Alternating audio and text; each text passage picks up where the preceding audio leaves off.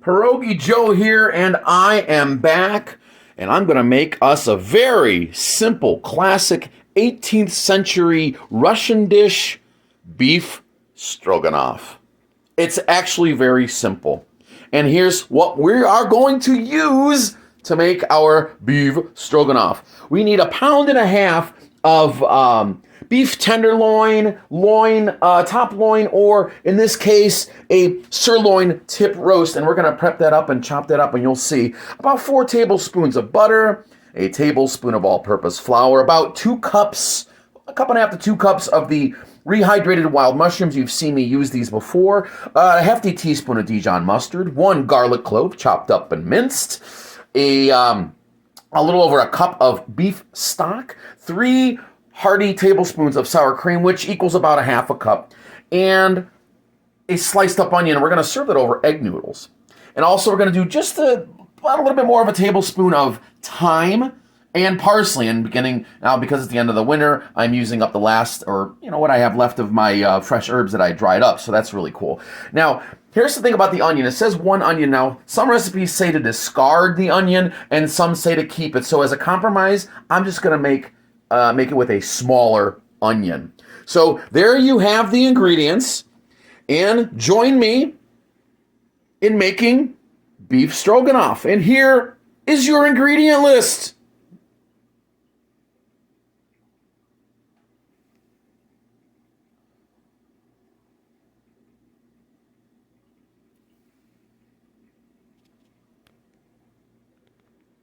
You want to take your, this is a sirloin tip roast, and remember, try to use a local butcher, farmer if you can, please, and, well, then you'll know where your food's coming from.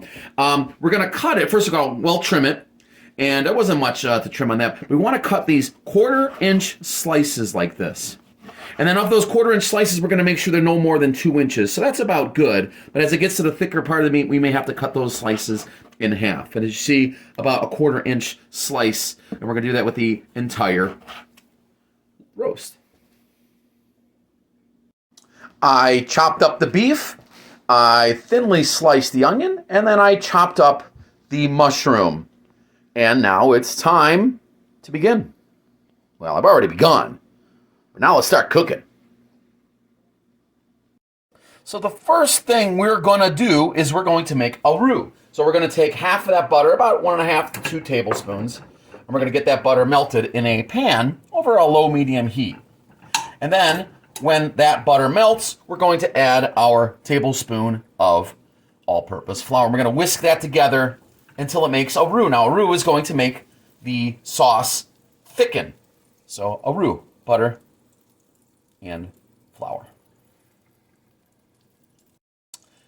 You can see the butter is just about melted. I turn the heat down a little bit more because we don't want that butter to burn. So we're going to add the tablespoon of flour, and we're going to whisk it together so that it makes a roux, like a paste.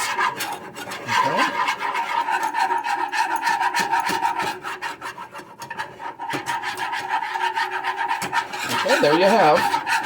You got to cook it so it does thicken up, and there you have a roux. That's a little thin. I might add a little bit more flour to that. That is our roux. I'm going to set it aside, turn the oven off, and we'll be back for more. Now, I did accidentally skip a step. Bleh, let's say this again. I accidentally skipped a step. You go ahead and try and say that. And so what we got, I'm going to go back to is no problem at all. So I turn the heat back on, and so I take this roux, and I'm going to add that cup of beef stock, and we're going to actually make like a beef type of gravy, like a thickened beef sauce.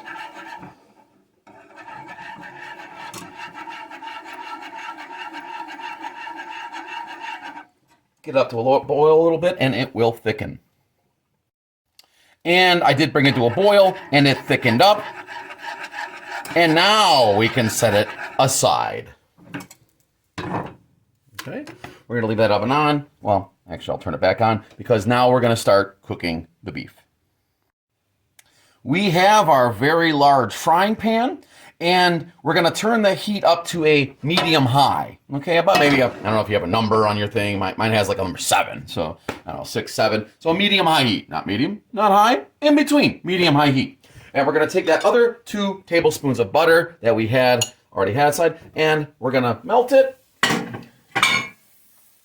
All right, get that ready, because when that melts, we're going to add the beef and the onions. The butter is melted. That means the pan is ready. And we're going to add our beef, the onions, and again, we are going to add the mushrooms right now. Okay.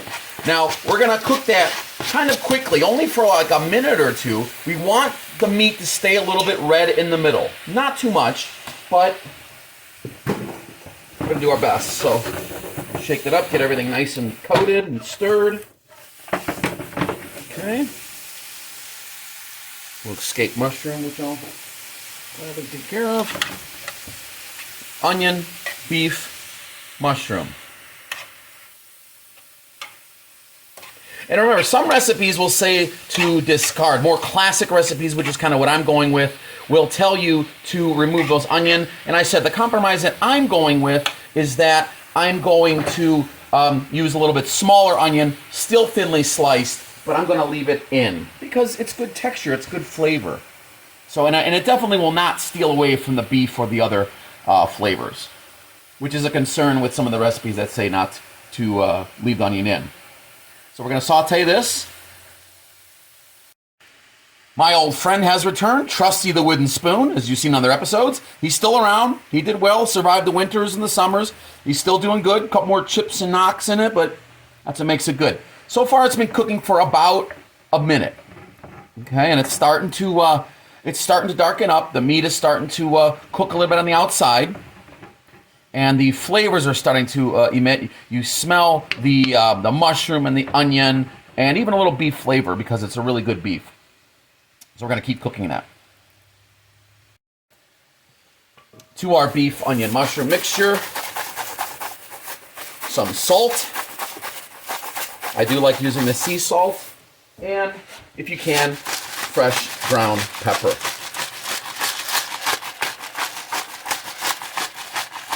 Now, if you don't have the wild mushroom mix, it's okay. You can use the button mushrooms, maybe some portobellos, whatever you can get your hands on. But I do try to keep it as real close to authentic and ethnic as possible. So we continue to stir that. So far, it's been about 2 minutes. It has been about 3 minutes of cooking. And as you can see, the meat has browned on the outside, still leaving it a little pink on the inside. You see a couple pieces didn't exactly get, but it'll all cook out. And so we have the mushrooms, which have now been sauteed and become a little bit buttery and cooked. And then definitely the onions have softened up. Okay, so we're going to take that mixture and we're going to put it aside. Okay, we're going to set this mixture aside. All right. And I told you it was easy. I would say I don't even have 15 minutes into cooking. It took more time to prep everything than to cook it. So we're almost done. We're about to make the sauce. I reduced the heat down to a medium. Okay. Oh, turn it around there. Reduce the heat down to a medium. And remember our roux sauce? We're going to put that back in. Okay. Put that roux back in there. You want to get all of it. Everything's important. So we're going to get all that roux back in there on a medium heat. It's already starting to thin up, cooking a little bit. And to that roux, we're going to add our 3 tablespoons, about a half a cup of soured cream. Okay. Sour cream. Our garlic, a teaspoon, or 1 clove teaspoon-ish of the ground minced garlic, and our hearty teaspoon of Dijon Mustard.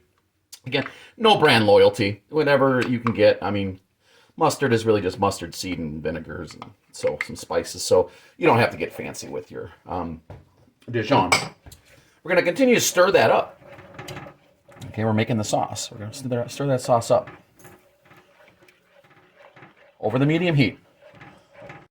You may notice when you look up recipes for stroganoff, it says to use a lot more sour cream.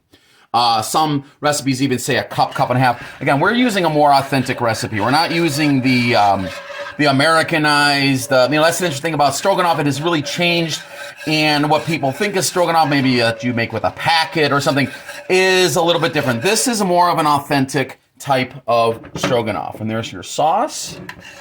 We'll let that heat up just a little bit more. But it did use, this recipe I'm using, uses a lot less of the sour cream. Okay. So we're going to let that go. I would say it's been a total of about a minute or two. About 1 or 2 minutes. Next, we're going to add our thyme and our parsley. That will give it, definitely the parsley will give it a nice green flavor, and the thyme is always a good Eastern European type of herb that is very prominent. Most people don't realize that it's the flavor of thyme. So I said after about 2 minutes, and then incorporating those herbs, it's on to the next step. And like I said, 1 or 2 minutes. 1 or 2 minutes, I repeated 3 or 4 times.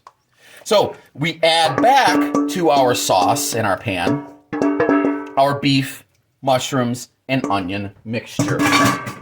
And let's stir that up. Look at that. It is creamy. See? So even though it has a lot less sour cream, by no means is it not creamy. And it smells so good. I can even smell that. I can smell that thyme starting to come out. The garlic's incorporated that we mix with the onions. It smells wonderful. As we're stirring it and cooking it, the meat will continue to cook through, and it's okay even if it is a little bit pink in the middle. That's nice. That's the reason why you use the better beef. If you can't use a better beef, that's fine too. That's not a problem. Sometimes you got to work with what you have. But you see, it's getting creamy. Look at that. The beautiful colors. Oh, it smells so wonderful. All right. Take a look there, and look at that. Look at that stroganoff. It's beautiful. Maybe I should turn the light on, huh? Maybe that'll help. That stroganoff looks wonderful. Now let's plate it up. I suppose something we could do once again is a little bit more salt. Just a little bit, not as much. A little bit of pepper, because there was already some in the last one. And then with the fresh ground pepper, we don't want to overpower it. So a little bit of salt and pepper. And there you have it. Homemade, authentic beef stroganoff served over wide egg noodles. The flavor is amazing. It's creamy. It's garlicky.